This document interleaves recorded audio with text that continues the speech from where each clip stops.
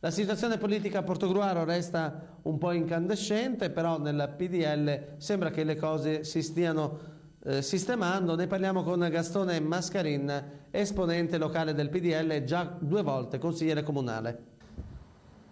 Abbiamo invitato Gastone Mascarin, uno degli eletti in consiglio comunale nell'ultima legislatura di Portogruaro, che tra l'altro si è sciolta dopo pochissimi giorni,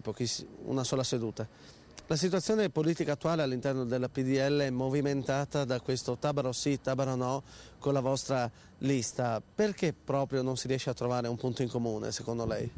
Ma io direi che non è che non si riesce a trovare, facciamo un piccolo ragionamento, pensiamo anche alle nostre case, alle nostre vite, screzi, discussioni, fanno parte delle logiche della vita, quindi Tabaro rimane e rimane esclusivamente e assolutamente il nostro candidato principale, anzi ci mancherebbe altro. Proprio per questo motivo ci sono comunque questi tipi di percorsi e io mi sento di dire, parlo anche a nome di un esponente del PDL eletto,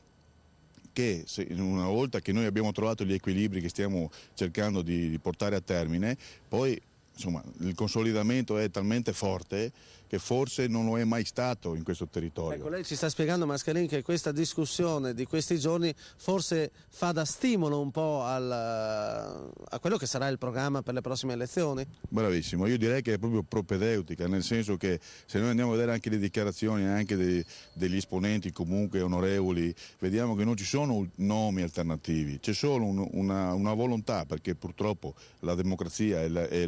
la politica, come tutte le cose in itinere giorno dopo giorno, cambia, gli equilibri devono comunque un po' mettersi a posto, è tutto lì il ragionamento, ma Tabaro Angelo rimane